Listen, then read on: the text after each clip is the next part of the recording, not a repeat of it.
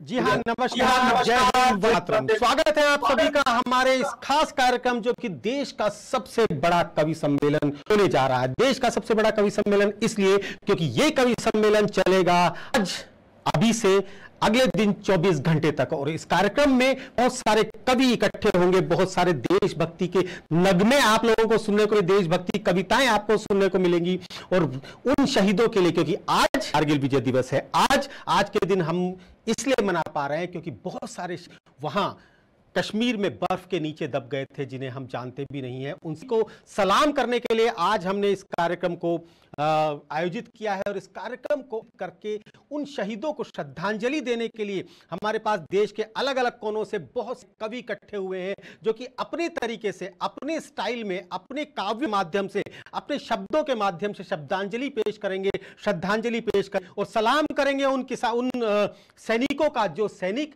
इस समय पर सद पर खड़े हैं। और इसलिए आज हम इस कार्यक्रम को कर पा रहे हैं क्योंकि वो लोग खड़े हैं। हम दिवाली इसलिए मना पाते हैं क्योंकि वो लोग वहां पर ठंड में खड़े होते हैं। हम होली पे पिछी इसलिए चला पाते हैं क्योंकि वो लोग वहां गोली झेल रहे होते हैं। आज के इस कार्यक्रम की शुरुआत, जी हां, क्योंकि शुरुआत बहुत ऊर्जावान होनी चाहिए, क्योंकि शुरुआत बहुत एनर्जी के साथ होनी चाहिए, क्योंकि शुरुआत उत्साह के साथ होनी चाहिए। इसलिए हमने इस कार्यक्रम को शुरू करने के लिए हमारे स्टूडियो में सबसे पहले आमंत्रित किया है उत्तर प्रदेश के औरैया से अजय अंजान जी को। अजय अंजान जी, आप इस कार्यक्रम ए वतन तेरे लिए के लिए, जो कि देश का सबसे बड़ा कवि सम्मेलन होने जा रहा है, और मैं आपको भी शुभकामनाएं देता हूं कि इस कार्यक्रम की शुरुआत आप करने जा रहे हैं। भक्ति पे लिखते हैं, पूरे ऊर्जावान कवि हैं, देशभक्ति पे लिखते हैं, राजस्थान की माटी पे लिखते हैं, महाराणा पे लिखते हैं, चेतक पे लिखते हैं, और लिखते हैं उस बात पर जिस बात आज हम यहां इकट्ठे हुए हैं। इस कार्यक्रम के दौरान यदि आपके रगों में भी जोश दौड़ने लगे,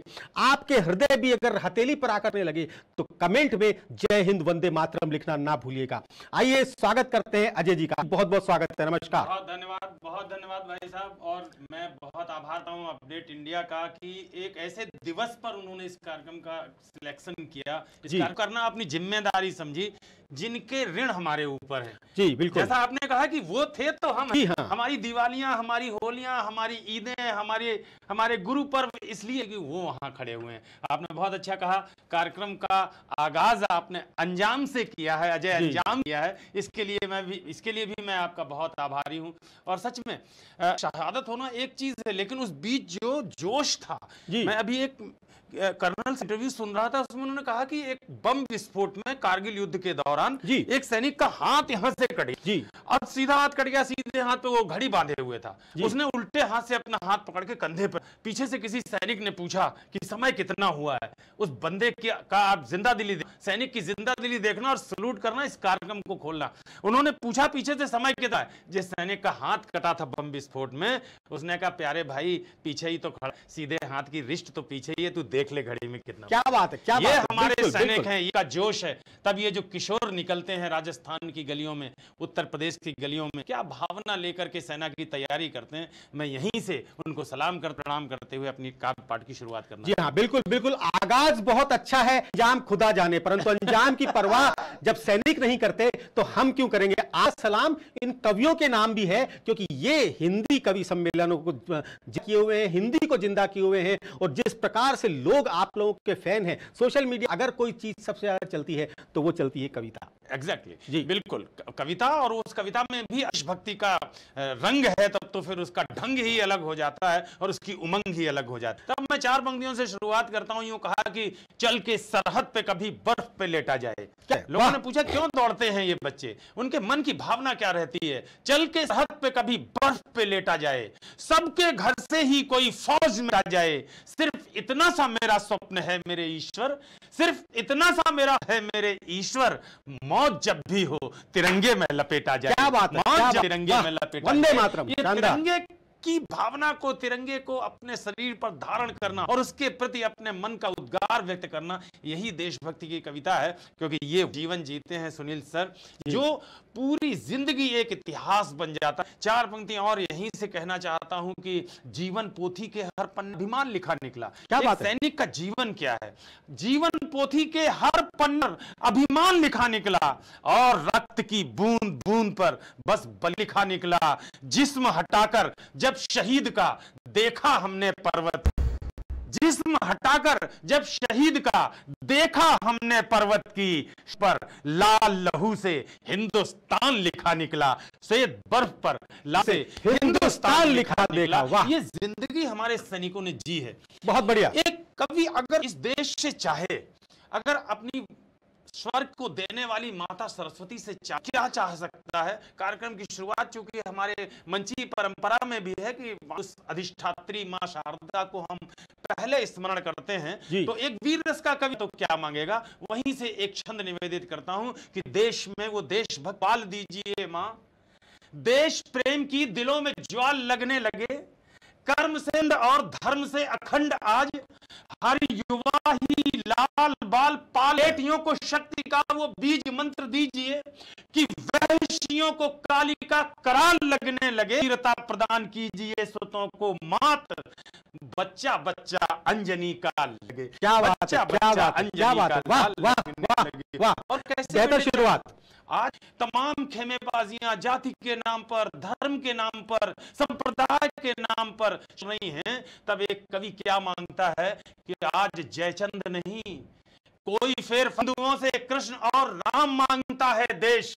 शेर सरदारों के घरों से भी सुनो, बेटा भगत सिंह सा ललाम मांगता है देश। जात के लिए भी नहीं, पात के लिए भी नहीं, देश के लिए ही बस काम मांगता है देश। और एक नाम बोलता और सलाम चाहता हूं, मोमिनों से अब्दुल कलाम मांगता है देश। क्या बात है, क्या बात है। मोमिनों से अब्दुल कलाम मांगता है देश। और जब मैं बेटों की बात करता हूं भाई साहब जी, तो ये देश की बेटियां भी कम नहीं है। इतिहास में ऐसी अनेक बेटियां हुई हैं जिन्होंने हिंदुस्तान के नाम को स्वर्णाक्षरों में लिखा है। क्या उन बेटियों को सैल्यूट करता हूं। क्या है हमारे देश की बेटियां?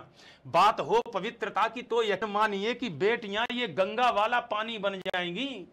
अंतरिक्ष भेदने की बात चल पे अगर तो कल्पना सुनीता की कहानी बन जाएंगी। जंग जो छिगी रक्त बीज दानवों से यदि, बेटियां ये कालिका भवानी बन जाएंगी। और शीश जो उठाएगी अंग्रेजों की औलाद, तो ये बेटियां ही झांसी वाली रानी बन जाएंगी। बेटियां ही झांसी वाली रानी बन जाएंगी। क्या बात है सर, क्या बात है। वाह। हम कारगिल विजय दिवस पर बैठे हैं सर जी। ये हमारे हृदय का एक ऐसा भावुक कोना है। आप बेशक जानते हैं कि हमने बहुत शौर्य के साथ, बहुत उत्साह के साथ उस जंग को जीता था, लेकिन भावना की, भावुकता की, आंसुओं की वो घड़ियां भी हमारे जीवन में हैं। हमने अपने गांवों में तमाम ललनाओं को अपने पति के वियोग में बिलखते हुए भी देखा जी। हमने तमाम माताओं को अपने बेटे के वियोग में रोते सुबकते हुए देखा। हमने तमाम बेटों को लावारिस होते हुए देखा। मैंने एक कल्पना की कि किसी एक परिवार में जिसमें सिर्फ माँ है और उसकी वो सद्यः ब्याहता बहू है जिसकी अभी अभी शादी हुई है और बेटा कारगिल का युद्ध लड़ने गया हुआ है, दैव योग से उसकी शहादत होती है जी। का ताबूत घर में आता है, 100 आंगन में रखा हुआ है। आप कल्पना करके देखिए, हमने आपने सब ने ये दृश्य देखे थे। उन तमाम शहीदों को जिन्होंने कारगिल के इस युद्ध में अपने प्राणों का उत्सर्ग किया, सर्वोच्च बलिदान दिया, उनको प्रणाम करते हुए 2 छंद पढ़ना चाहता हूं। इस देश की माताएं, शहीदों की माताएं और उनकी वीरांगनाएं किस भावना को जीती हैं। स्वागत है जी। भगवान को ये हुआ सुनील भैया जी, उन्हें ये लगा कि गलती हो गई हमसे, ये इकलौता बेटा था, घर का रोशन चिराग था, और अगर यही मर गया तो माता की जिंदगी कैसे चलेगी, बहू की जिंदगी कैसे चलेगी। तो एक कल्पना का सिनेरियो है, परिदृश्य है। भगवान पूछते हैं कि मां गलती तो हो गई, अब यमराज से तू कुछ मांग ले, छतपूर्ति कर देता हूं मैं कुछ कंपनसेट कर देता हूं। अब मां तो क्या ही कंपनसेशन लेगी बेटा की जिंदगी की, लेकिन एक कवि की कल्पना देखिए और उस भावुकता को महसूस कीजिए। भगवान पूछ रहे हैं मां तू कुछ मांग। कविता यहीं से शुरू होती है। बोले भगवान वीर माता से कि वर मांग, माता बोली जाओ तुम्हें कुछ ना बताती मैं।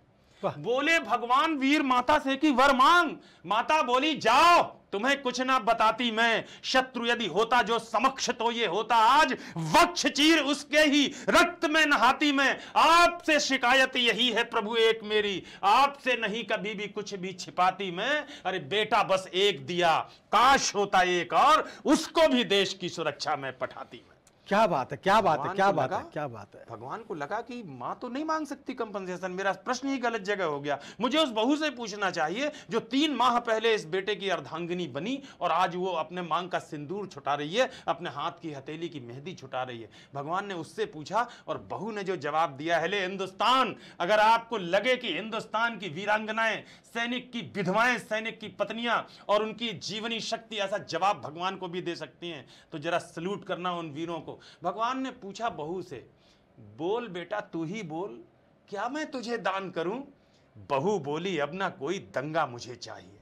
बोल बेटा तू ही बोल, क्या मैं तुझे दान करूं? बहू बोली, अब ना कोई दंगा मुझे चाहिए। शीश पे हिमालय तना रहे सदैव और वक्ष पे प्रवाहमान गंगा मुझे चाहिए। अरे कोख में जो पल रहा है पति का प्रतीक नाथ, बेटा हो वो हष्ट पुष्ट चंगा मुझे चाहिए। या तो शत्रु वक्ष पे ही गाड़ के यो लौटे, या तो उसके भी ताबूत पे तिरंगा मुझे चाहिए। क्या बात है, ये क्या बात है, बेटियां क्या देश बात है, इस क्या देश बात की है। हैं वाह वाह जिन्होंने वाह कारगिल वाह का वाह युद्ध वाह अपने वाह जीवन वाह में जिया है। वाह जय जी, वाह, शानदार शानदार। जी जी, जारी रखिए। कारगिल युद्ध के समय एक कविता मैंने सैनिकों का उत्साहवर्धन करने के लिए लिखी। जी, जी, ये जी, हमारी जी, ड्यूटी है। हमको माँ ने अगर कलम की शक्ति दी है, बिल्कुल। वाणी की शक्ति दी है, जो देश जिस तरह की चीजें मांग रहा हो, हमारा दायित्व है कि देश की झोली में हम वो डालें। जब कारगिल का युद्ध चल रहा था, हम लोग नए नए कवि हुए थे, भाषा का, शौष्ठव, छंद का ज्ञान उतना नहीं था, लेकिन पाकिस्तान की ओर से हो रहे कुत्सित प्रयासों के प्रति मन में आक्रोश था। तो उसी आक्रोश में अपने सैनिकों का जोश बढ़ाने के लिए मैंने एक कविता लिखी थी और आज ये पुनः प्रसारित हो रही है आपके अपडेट इंडिया के चैनल पर। मैं बहुत ही आह्लादित हूं और वो कविता सप्रेम अपने देश को भेंट करना चाहता हूं। मैंने सीधा सीधा कहा था सैनिकों से, एक 17-18 साल का लड़का और किस भाषा में कहेगा? मुझे उस समय रूपक नहीं आते थे, अलंकार नहीं आते थे, छंद नहीं आते थे। तब मैंने जिस भाषा में कहा था, बस वही सीधे सीधे भाषा। मातृभूमि के जो विरुद्ध हो वो अभियान मिटाना है, मातृभूमि के जो विरुद्ध हो वो अभियान मिटाना है, हर कीमत पर दुश्मन का झूठा अभिमान मिटाना है, दुनिया के नक्शे से अब की नाम निशान मिटाना है, खुली छूट है अब की पूरा पाकिस्तान मिटाना है। ये मैंने जगह जगह मंचों पर पढ़ी थी और बहुत सारे मेरे मित्रों ने उसे मोबाइल के जरिए भेजा था सैनिकों तक और उनको बड़ा अच्छा लगा था। ये खुली छूट है अब की पूरा पाकिस्तान मिटाना है। कविता का बंद निवेदित करता हूं। हर वो हाथ तोड़ देना है जो भारत की ओर उठे, हर वो आंख फोड़ देना है जो भारत की ओर उठे, अब पंजा मरोड़ देना है मातृभूमि के दुश्मन का, हर कोना संरक्षित करना है अब अपने आंगन का। अरे निर्भय जीवन युद्ध भूमि का संविधान हो जाता है, समर भूमि के अंधकार में नौविहान हो जाता है, वीर जूझ कर जंग जीत कर आन बान हो जाता है और वीर गति मिल जाए तो फिर महान हो जाता है। क्या बात है। तब इतिहास विनम्र भाव से शौर्यगान लिखता उनका और तिरंगे का गर्वित मन यशोगान लिखता उनका। उसी तिरंगे की रक्षा को फिर बंदूक उठानी है, पापी पाकिस्तान को इसकी नानी याद दिलानी है। बात नहीं बनने वाली है बातों से, मनुहारों से, चिंगारी का उत्तर अब देना होगा अंगारों से। टेढ़ी पूछ तोड़कर, लोग कहते हैं पाकिस्तान तो टेढ़ी पूछ वाला है, मैंने कहा कि टेढ़ी पूछ तोड़कर सीधी करना बहुत जरूरी है, टेढ़ी पूछ तोड़कर सीधी करना बहुत जरूरी है, शीश के बदले शीश काटना अब अपनी मजबूरी है। अरे 3 रंग वाले झंडे हम सरहद पर फहराएंगे, 3 रंग वाले झंडे हम सरहद पर फहराएंगे और इन्हें छूने वालों के शीश उतारे जाएंगे। खून खराबा करने वाला हर शैतान मिटाना है, खुली छूट है अब की पूरा पाकिस्तान मिटाना है। भूल गया तू ना मुराद, पाकिस्तान से कह रहा हूं भाई साहब, भूल गया तू ना मुराद, हम बंग विजय का दावा है। 71 याद कर लेना, जब तुम्हारे हजारों हजार सैनिक घुटनों के बल बैठे थे राइफल रख करके हुए हमारे जनरलों के सामने। भूल गया तू ना मुराद, हम बंग विजय का दावा है, जितनी तेरी जनसंख्या है उतने नागा बाबा है। क्या काल भैरवी का आवाहन कर बंदूक उठाएंगे, काल भैरवी का आवाहन कर बंदूक उठाएंगे, 10 घंटे में रावलपिंडी पर झंडा फहराएंगे। मेरी बात अगर सच है तो दोनों हाथ जरा खोलो और गगन की ओर उठाकर भारत मां की जय बोलो, भारत मां की जय बोलो, भारत मां की जय बोलो। जी हां, बहुत बहुत शानदार। मातृभूमि की रक्षा खातिर फिर हथियार उठाना होगा, अजय जी, मातृभूमि की रक्षा खातिर फिर हथियार उठाना होगा, आतंकवाद मिटाना है तो पाकिस्तान मिटाना होगा। बिल्कुल जी हाँ, और ठीक जिस प्रकार से मैंने कहा था कि जैसे ही कार्यक्रम शुरू होगा अचानक से कार्यक्रम में इतनी ऊर्जा भर जाएगी कि आप सभी लोग गदगद हो उठेंगे। जहां जहां पर से आप देख रहे हैं, जहां जहां पर आप बैठे हैं, आज कश्मीर से कन्याकुमारी तक और जोधपुर से हावड़ा तक, हमें कारगिल विजय दिवस पर देश को जो शब्दांजलि हम पेश कर रहे हैं वो है देश के सबसे बड़े कवि सम्मेलन में। इस समय पर अजय अंजान जी इस कार्यक्रम को शुरुआत करें। अजय जी, देशभक्ति की जब बात आती है तो प्रातः स्मरणीय महाराणा प्रताप हमें याद आते हैं। क्या बात है। और जब महाराणा प्रताप याद आते हैं तो हमें चेतक भी याद आता है। हम उस देश के वासी हैं जहां कहते हैं कि जानवरों में भी देशभक्ति होती है। घोड़ा चेतक, जिसे कि महाराणा प्रताप के समकक्ष याद किया जाता है, उनके लिए आपने बहुत कुछ लिखा है। मैं चाहूंगा एक बार वो भी आप प्रस्तुत करें हमारे दर्शकों को। मेरा बहुत मन था सुने हुए, मुझे लग रहा था पता नहीं कि कारगिल विजय दिवस पर है तो उन पुरातन विषयों में, संदर्भों में हम जाएंगे या नहीं जाएंगे, लेकिन आपने इसका अवसर राजस्थान के जयपुर में उसकी राजधानी में बैठकर मुझे अवसर दिया राणा का स्मरण करने का। बहुत अच्छी बात कही आपने। इस देश के सिर्फ पुरुष और महिलाएं ही नहीं, इस देश के जानवर भी देशभक्त रहे हैं। अकेला चेतक नहीं, राणा, उनका, हमारी रानी झांसी का, लक्ष्मीबाई का अश्व था बादल, उसने भी अद्भुत लैंडमार्क खड़ा किया था।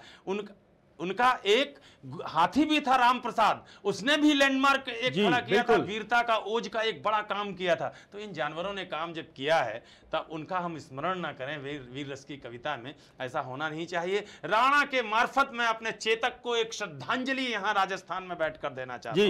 निवेदन करता हूं राजस्थान की माटी का नमन करते हुए, राजस्थान की माटी को प्रणाम करते हुए, जिसने सर्वाधिक बेटे अपने देश की सरहदों को दिए हैं। निवेदन करता हूं, क्या है हल्दी घाटी का युद्ध जी। मुगलिया काल में जलालुद्दीन अकबर के गाल पर कमाल के चांटे सा पड़ा था युद्ध। वाह। मुगलिया काल में जलालुद्दीन अकबर के गाल पर कमाल के चांटे सा पड़ा था युद्ध। राजा मेवाड़ के प्रताप महाराणा, उनके माथे पर सोने के मुकुट सा जड़ा था युद्ध। हल्दी की घाटी में, वीर परपाटी में, मेवाड़ की माटी में मौत सा अड़ा था युद्ध। दूजे युद्ध, अन्य युद्ध, घोड़े पर बैठ लड़े शेर, वहां शेर पर सवार बबर शेर ने लड़ा था युद्ध। शेर पर सवार बबर शेर ने लड़ा था युद्ध। राजस्थान को प्रणाम करता हूं। भारत की माटी का वंदन अनेक बार, चंदन समान इसे मस्तक लगाता हूं। भारत की माटी का वंदन अनेक बार, चंदन समान इसे मस्तक लगाता हूं। राजा मेवाड़ के प्रताप महाराणा, उन्हें श्रद्धा की शौर्य शब्द समिधा चढ़ाता हूं। वीर रजपूतों की वसुंधरा ये वीर भूमि, रंगीले राजस्थान को मस्तक झुकाता हूं। तालियों की गूंज से हौसला बढ़ाओ आप। ये तो मंचों पे कहता हूं भैया, यहां तो लाइक कमेंट कर दो, शेयर कर दो, यही आपकी तालियां हैं। वीर रजपूतों की वसुंधरा वो वीर भूमि, रंगीले राजस्थान को मस्तक झुकाता हूं। तालियों की गूंज से हिम्मत बढ़ाओ आप, चेतक की टापों की गूंज सुनवाता हूं। चेतक की टापों की गूंज सुनवाता हूं। यहीं से ये कविता शुरू होती है चेतक की। और मैं निवेदन करने चलता हूं कि पानी है बनास का, इस पानी से तुम तनमन धो लो। बनास नदी के विषय में राजस्थान को बताने की अनिवार्यता, आवश्यकता नहीं है। जी बिल्कुल। कुंभलगढ़ के किले के पास बहने वाली वो नदी है जिसका पानी पीकर राणा प्रताप की शिराओं में वो तेजाब खौला कि एक बार नहीं, हल्दी घाटी के युद्ध से लेकर दिवेर की घाटी के युद्ध तक 6 युद्धों में अकबर की सेना को, अकबर की पलटन को पटक के मारा। तब इस देश में कोई कहता है अकबर द ग्रेट, तो मेरा जैसा कवि अनुत्साहित होता है, आक्रोश आता है मन में। आज अपडेट इंडिया के चैनल पर अजय अंजाम दोनों हाथ उठाकर राजस्थान में यह घोषणा करना चाहते हैं कि इस हिंदुस्तान में शौर्य के मामले में, पराक्रम के मामले में, युद्ध कला के मामले में, वीरत्व के मामले में और क्षमता के मामले में अगर कोई एक शख्स महान था, एक शख्स ग्रेट था, तो वो अकबर द ग्रेट नहीं, हमारा अपना हीरो राणा प्रताप महान था, राणा प्रताप ग्रेट था। तब कविता पढ़ता हूं, पानी है बनास का, इस पानी से तुम तनमन धो लो। इस बहादुरी की धरती में तुम पौरुष की फसलें बोलो। तुम वीर पुत्र हो वीरों के, वीरों जैसे निर्भय डोलो।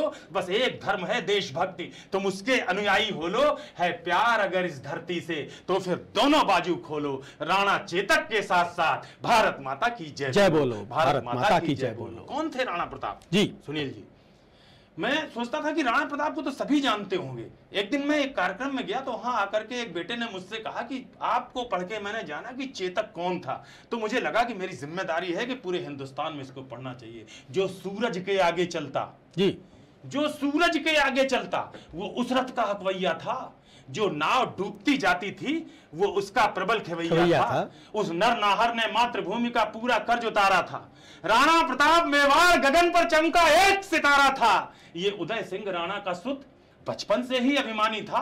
है आकाशी विद्युत सा चंचल, यह चक्रवात तूफानी था। जो जन्म लिया अंजनी कोख से वीरव्रती हनुमंता ने, वैसे ही सिंह जना था ये श्री बाई जी जयवंता ने। क्या बात है, क्या बात है, क्या बात है। प्रभंजन था, नेत्रों में प्रबल प्रभंजन था, माथे पर सूर्य चमकता था, अंतस की आभा से मानो पूरा ही पिंड दमकता था। ज्यों बाल भास्कर भोर प्रहर से प्रतिक्षण बढ़ता जाता है, वैसे ही ये मेवाड़ राज्य का सूरज चढ़ता जाता है। जैसे जैसे भुजदंडों की मछलियां अकड़ती जाती थी, वैसे वैसे मेवाड़ भूमि की चिंता बढ़ती जाती थी। घर में थी फूटन और मुगल के रोज आक्रमण होते थे चंद विभीषण जो खुद ही गद्दारी का विष्ट होते थे। ये एक काल की साजिश थी, ये एक समय की साजिश थी। इस साजिश के साक्षी हो लो राणा चेतक के साथ साथ भारत माता की जय बोलो। इस कविता का एक बंद बड़ा चमत्कारिक हुआ। जी जी जी बिल्कुल पढ़िए। जिसमें वीर रस के कवियों ने बताया, बड़े कवियों ने बताया कि अगर उसमें ध्वन्यात्मकता आ जाए, शब्द चमत्कार आ जाए तो कविता बड़ी हो जाती है। एक छोटे कवि ने कोशिश की है, आप सबकी सहमति मिले। जी हाँ, आज आप सभी की स्क्रीन पर चेतक दौड़ेगा और वो दौड़ेगा अजय अंजान जी के शब्दों से। अजय जी स्वागत, सुनिएगा जी।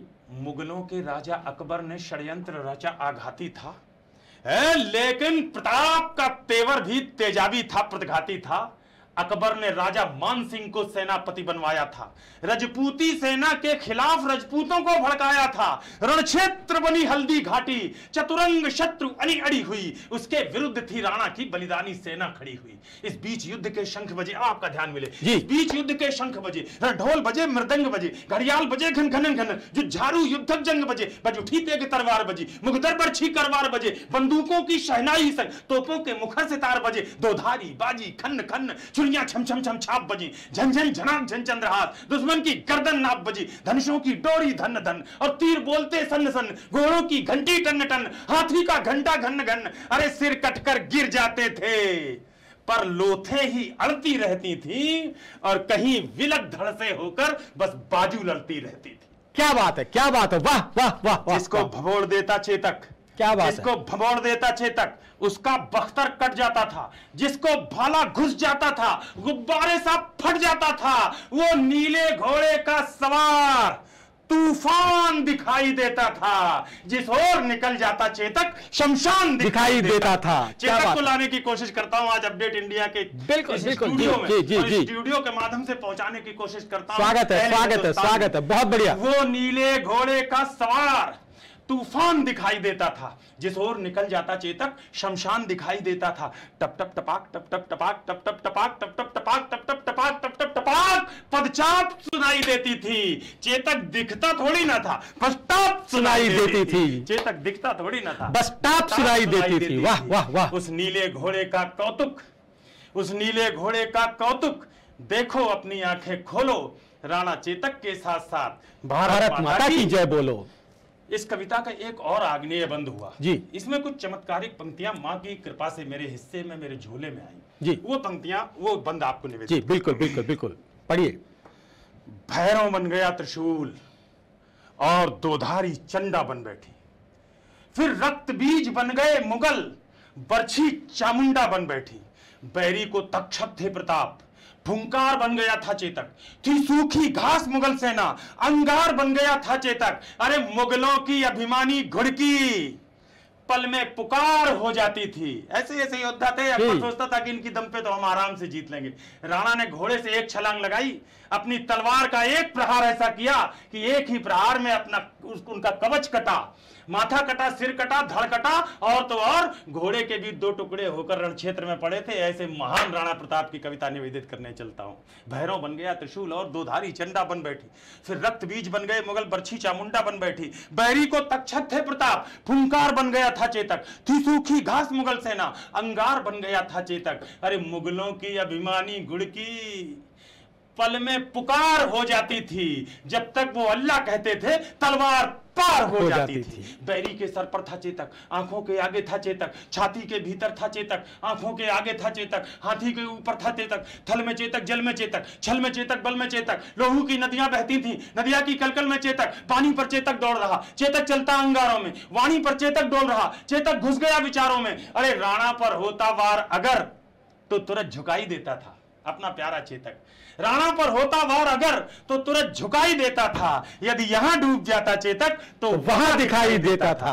मेवाड़ विजय के रास्ते में, मेवाड़ विजय के रास्ते में खुद का तन रोड़ा बना दिया। मेवाड़ विजय के रास्ते में खुद का तन रोड़ा बना दिया।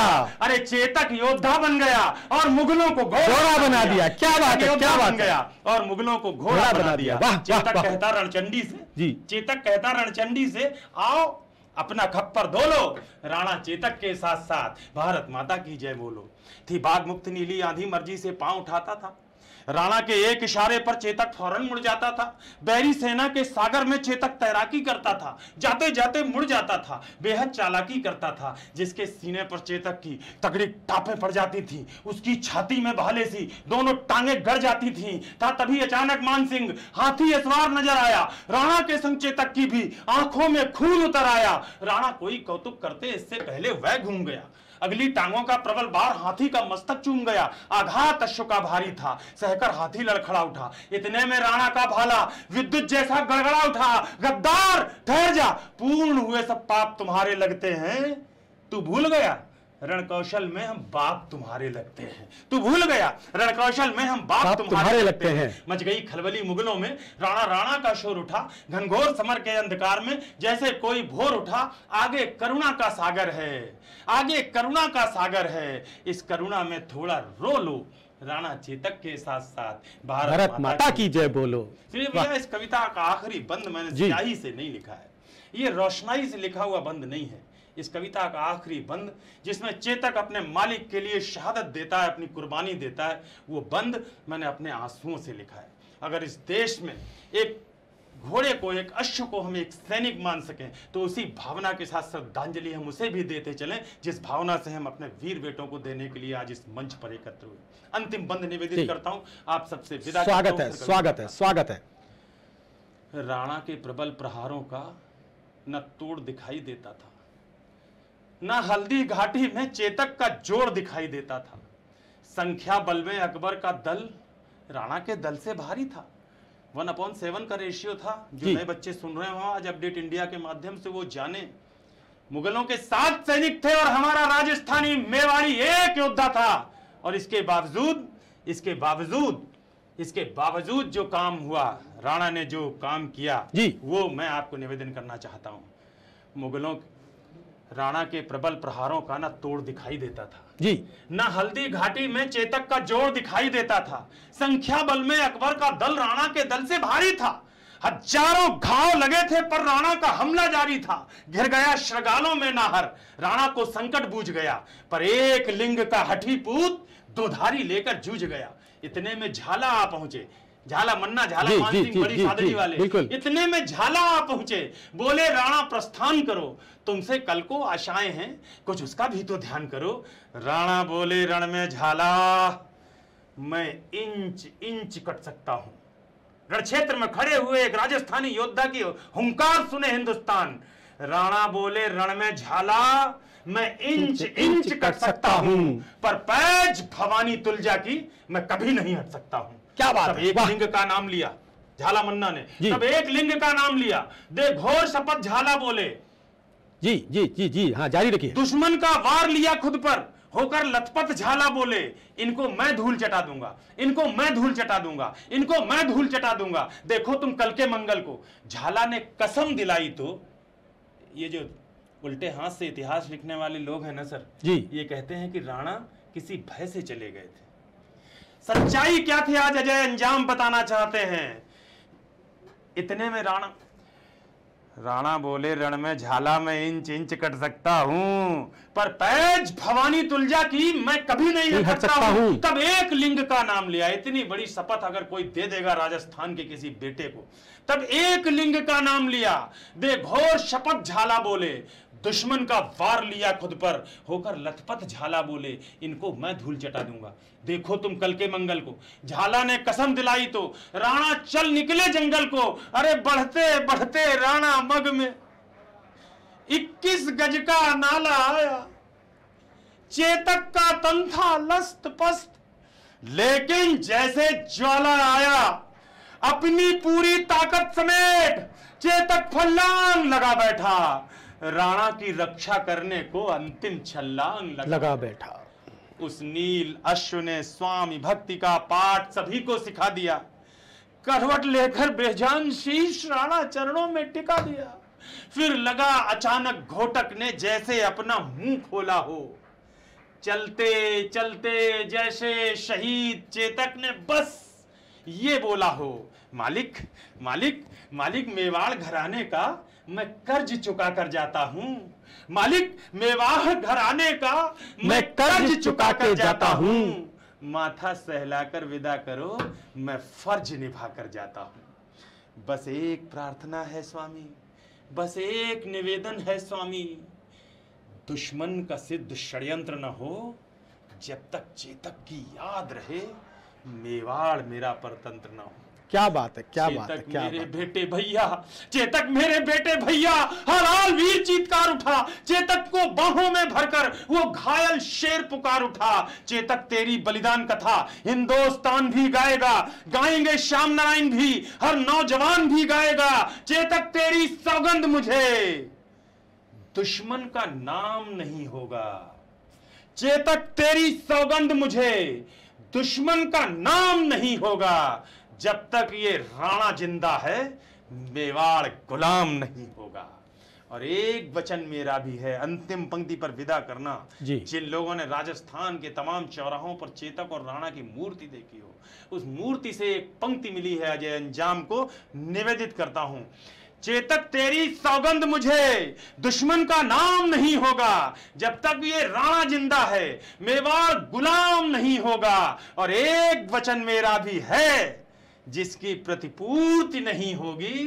चेतक तेरे बगैर राणा की कोई मूर्ति नहीं होगी। क्या बात है, क्या अंजाम अजय की विनती है, अंजाम अजय की विनती है। अब तो दोनों बाजू खोलो, राणा चेतक के साथ साथ भारत माता की जय बोलो। और भारत माता की जय बोलो। कारगिल युद्ध में अपने प्राणों का सर्वोच्च बलिदान देने वाले अपने परिवार के उन रणबांकुरों की भी जय बोलो। उनका भी स्मरण करो जिन्होंने इस मां भारती के मस्तक पर अपने रक्त को रोली बनाकर चंदन किया है। एक निवेदन सुनील भैया मुझे कर ले। बिल्कुल बिल्कुल बिल्कुल जी। हम ये जितनी भी श्रद्धांजलि के कार्यक्रम करते हैं, उनसे एक कदम आगे जाकर के मैं पूरे हिंदुस्तान से निवेदन करता हूं, एक रिक्वेस्ट है, मेरी झोली में एक भीख डाल दीजिए। आप सबके गांव में, घरों में, मोहल्ले में, शहरों में हमारे सैनिकों के घर होंगे जो सरहद पर बैठे हुए हैं जी। उनके घरों में शायद ऐसा हो कि बच्चे छोटे हों, कोई घर में पिता बुजुर्ग हो या ना हो, सिर्फ माता हो बुजुर्ग। मैं इतना निवेदन करना चाहता हूं कि एक बार महीने में, एक बार सप्ताह में, या सुबह शाम बाजार जाते वक्त उनकी माताओं के हाथ जोड़कर पूछ लें, उन बेटों से पूछ लें कि बेटा मैं बाजार जा रहा हूं, कोई काम मेरे हिस्से का हो तो बता दो। एक बार जाकर हम उनका हाल चाल ले लें तो सरहद पर खड़े हुए हमारे सैनिकों को महसूस होगा कि देश हमारी चिंता करता है। आज के दिवस की पूरे हिंदुस्तान को बहुत बहुत बधाइयां। एक बार फिर मैं अपडेट इंडिया का बहुत बहुत आभारी हूं कि इस अवसर पर इतने बड़े प्लेटफॉर्म पर मुझे परफॉर्म करने का और अपनी बात इस देश से कह पाने का अवसर दिया।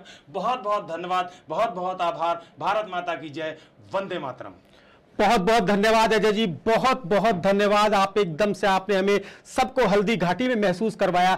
चेतक बिल्कुल ऐसे लगा जैसे कि हमारे आसपास घूम रहा है। बस यही कवि का तरीका होता है, यही कवि के शब्द होते हैं।